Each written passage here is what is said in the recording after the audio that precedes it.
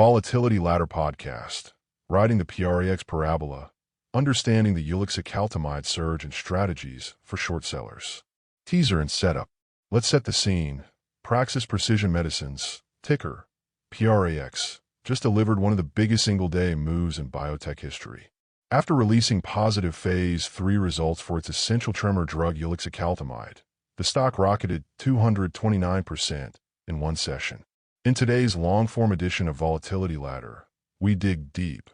What happened? Why did the stock explode? And how should traders think about a possible reversal? But this isn't just about the biotech moonshot du jour. Our focus, using mechanical triggers and options trade design to potentially profit when the froth recedes. We'll break down the price action, the science, and, crucially for traders speculating on a sharp pullback, we'll walk you through short buy strategies, like the $85 but you picked up for the move back down, plus two other option contracts that might be even more compelling if we see a reversal. And, of course, none of what follows should be construed as financial advice. See our full disclaimer before you take action on anything discussed in this episode. Framing the episode. Welcome back to Volatility Ladder, the show where we ride the wildest market moves and dissect setups for both speculators and skeptics. I'm your host, and today we're zooming in on Praxis Precision Medicines, PRAX, which went from biotech underdog to market darling overnight. Here's what we're tackling this episode: the story behind Ulixacaltamide's killer data and the historic move in PRAX stock, how investors and analysts interpreted the news, and what might have gotten lost in the frenzy. Key technical signs and mechanical triggers to watch for a reversal: volume exhaustion, failed retests, and the all-important implied volatility crush post-catalyst.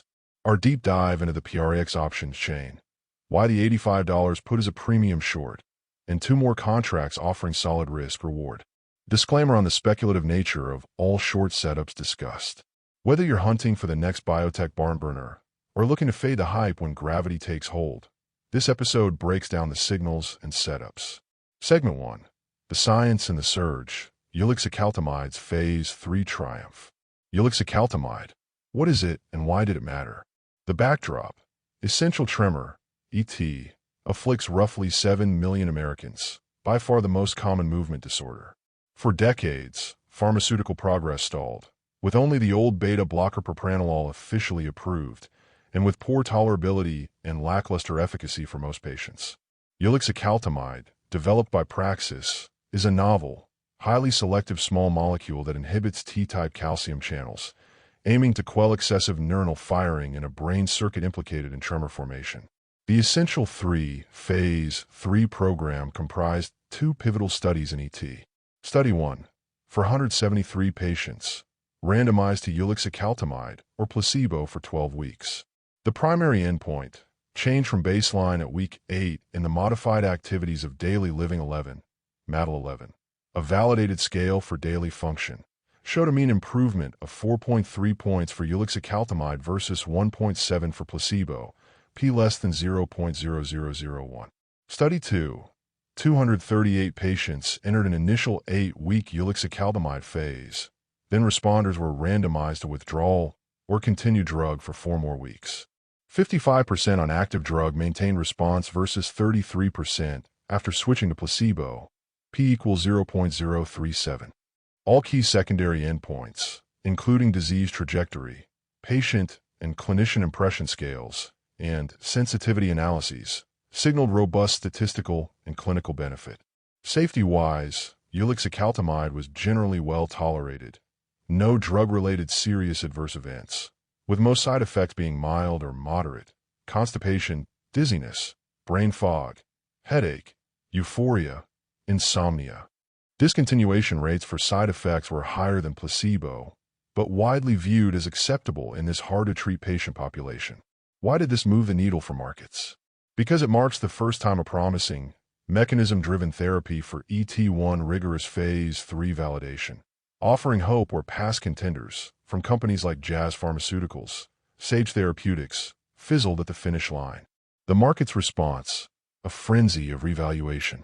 As soon as the results dropped, PRAX stock exploded, from $57 and change to intraday highs over $205, ultimately settling at $162.71, plus 183%, and sustaining after-hours prints around $35 on Friday morning.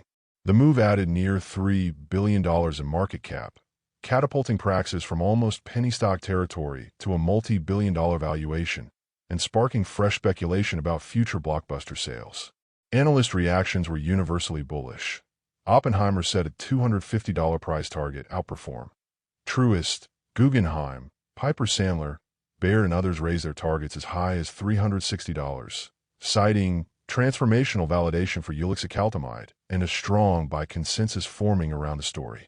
Volume was torrential, peaking at nearly 6 million shares, dwarfing prior averages and suggesting both institutional activity and a tidal wave of retail and options-driven speculation. Investors, facing a large addressable market, multi-millions of untreated or poorly treated ET patients, began to price in $500 million-plus annual peak sales, a blockbuster in CNS drug terms, and possible extensions to other movement disorders. But here's the caution. Markets often overshoot on news that, while great, is not an FDA approval and leaves commercial, regulatory, and strategic hurdles to overcome. The parabolic rally invariably sets up high volatility reversals when speculative demand wanes. Segment 2. Trader Mindset. Interpreting the surge, assessing risks. Is the story fully priced in? For short sellers and reversal traders, the question is, how much good news is already reflected in the price? And what are the mechanical signs that the rally could be out of steam? Let's recap the drivers. Heavy checkmark Ulixacaltamide validated by dual phase 3 success, hitting all endpoints. Heavy checkmark safety looks good, with side effect profile in line with prior studies. Heavy checkmark massive unmet need in ET, with regulatory pathway already paved for NDA submission by early 2026. Heavy checkmark analyst and investor sentiment has turned dramatically positive. But here's what the market may be glossing over. Question mark Praxis is still a pre-commercial biotech, while the cash runway, over $400 million net after a recent offering, is solid. Revenues won't materialize until FDA approval, likely not before late 2026. Question mark uptake risk. Even with strong efficacy, patient and prescriber adoption scales slowly, and payer pricing negotiations and competitors' responses can sap commercial momentum. Question mark discontinuation risk. A 27% dropout rate for dizziness/brain fog, while in the range for CNS drugs, is a flag for market access and longer-term compliance. Question mark regulatory risk. While prospects are strong, the FDA may require further post-marketing safety studies, and there's always headline risk around new CNS drug reviews. The parabolic price action reflects the dream scenario playing out, and dream valuations can be fragile if sentiment turns. Segment 3. Mechanical triggers for reversal. What to watch. Let's dig into what traders should be watching if they're considering a short or put-based contrarian trade. 1. Volume fade. Classic exhaustion. Volume exhaustion is among the most critical reversal signals. The logic: at tops, the last buyers capitulate, driven by FOMO or short covering, resulting in record volume. Once the new longs and forced buyers are in, volume dries up. There are simply fewer incremental buyers left. What to look for? A significant decline in volume after the initial spike, despite the price staying high, especially on failed attempts to push to new highs. This shows demand is fading. Volume pattern.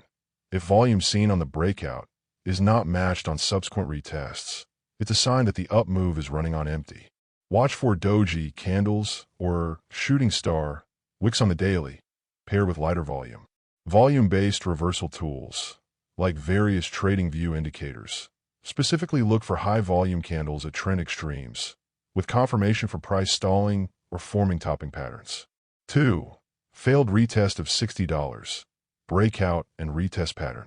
The break and retest is a technical mainstay, especially after major news events. The principle: once price breaks a significant resistance, e.g., $60, a bullish move is confirmed only if that level holds as support on a retest before the next leg higher. In the bearish reversal scenario, a breakout is followed by a failure to hold above $60, with price quickly reversing below and unable to retake it on subsequent attempts, indicating the move lost momentum and fresh sellers are in control. Key points. Look for an intraday or multi-bar failure to reclaim $60 after a sharp pullback. If price is rejected each time it tries to retest $60, expect more downside. The strongest reversal entries often occur when the retest is on low volume compared to the break, indicating buyers are exhausted and have stopped defending the level. 3. Implied volatility. 4. Crush. A biotech's implied volatility, 4, often rockets in a key catalyst like Phase 3 readouts, and then collapses, for crush, as uncertainty is resolved. After the announcement, premiums on out-of-the-money puts and calls can drop precipitously, even if the stock doesn't move much, because the event risk is gone. For reversal traders, for crush creates 2 actionable situations. Short term, if you're buying puts after the catalyst, realize much of the 4 premium has already come out, so you're relying more on price movement for profit. Don't chase far OTM puts without enough time for a secondary news event. Medium term, if 4 remains elevated but the next catalyst is months away, consider selling options, e.g., call spreads or naked calls/puts, or buying time value puts where 4 is still sticky and could drop further. The trick is to map the implied volatility curve post-event, identifying any 4 pockets left that might still present edge for shorting extrinsic value. Charting 4 over time, relative to historical averages, is key. Sites like Market Chameleon, Fintel, and Yahoo Finance Options Chain provide rolling 4 data for PRAX options. Segment 4. Options Chain Deep Dive. Short setups for PRAX. Why the $85 put? You mentioned buying the $85 put contract. Let's break down the logic. Post-Parabola, the stock was in the mid-$30s in pre-market, but traded as high as $205 intraday and closed at $162.71 on Catalyst Day. An $85 put is deep OTM, but has more than a month of time value, August or October expiry, depending on the chain. The August 15th, 2025 $85 put had a bid/ask spread of $30.80/$34.00 the day after the run-up. That if PRAX truly gives back the entire move, say, retracing to $35 or below, the $85 put is in the money by a huge margin. The attractiveness, outsized leverage if the reversal is fast and violent, but also dramatically cheaper once post-Catalyst 4 is normalizing. 2 other top put contract for shorting PRAX, trades and rationale. To round out the segment, here are 2 more contracts with strong risk, reward for short bias. Table. 3 bearish option contracts for PRAX. Commentary on options table. $85 August put. 4 traders confident that the entire rally is unsustainable and PRAX will snap back below $40 within weeks. It's a high volatility, lottery ticket, trade with big upside if the collapse is rapid. $60 October put. A more moderate play. Benefits if the reversal is strong, but not all or nothing. Ample time for a drift lower, or for sentiment to curdle as post-catalyst news flow dries up. $45 October put. Ideal as a deluxe hedge. Cheapest in terms of premium outlay, yet likely. Profitable if PRAX re-rates only partially, for example, toward prior resistance levels in the $40s. Useful either as a low-cost flyer or as part of a put spread. All 3 trades offer liquidity and reasonably tight bid/ask spreads for small-cap biotech in post-catalyst turmoil. Segment 5. Short selling triggers. Putting it all together. Let's summarize the mechanical trade triggers for detesting and timing. A potential PRAX reversal, rooted in observable price/volume and options market behavior. 1. Volume exhaustion. If volume dries up sharply, especially after failed highs or as price stalls near an obvious technical level, $60, $75, $100, it signals buyer exhaustion. Combine this with flat to declining price action and the odds of a reversal spike. Use volume indicators, VWAP, OBV, or custom volume spike filters for confirmation. 2. Failed retest of $60. If, after an initial gap down, PRAX attempts to reclaim the $60 level and fails, especially on low volume or with obvious topping/reversal candlestick patterns, This is a high probability entry for short bias trades. Wait for confirmation, ideally a second or third failed test, with wick rejections and/or multiple closes below $60. Then layer in puts or short stock. Look for secondary confirmation in market breadth and sector relative strength. 3. Implied volatility crush. If you see Praxis 30-day or a 90-day implied volatility drop rapidly after the news, but the stock does not continue higher, it indicates that the speculative premium is being drained out, making puts cheaper and calls less appealing. This crush often presages a multi-day drift lower as fast money longs rotate out, and late buyers are left holding the bag. Advanced, track 4 versus realized volatility. If option 4 drops below realized stock volatility, premium sellers may pile in, adding to sell pressure. Segment 6. Risk factors, news flow, and analyst sentiment shifts. What could go wrong for shorts? No trade is without risk. Here are the main threats to a bear thesis in PRAX. Additional positive news, e.g., partnership/M&A headlines, new label expansions, could trigger new buying waves before the reversal gets traction. The FDA could communicate a faster-than-expected review or grant breakthrough therapy status, repricing optionality higher.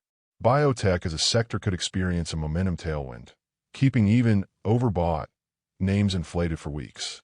But with liquidity returning to normal post-media blitz and without the constant bid from fresh news, the next real catalyst is likely NDA filing in early 2026. Sellers tend to gradually regain control.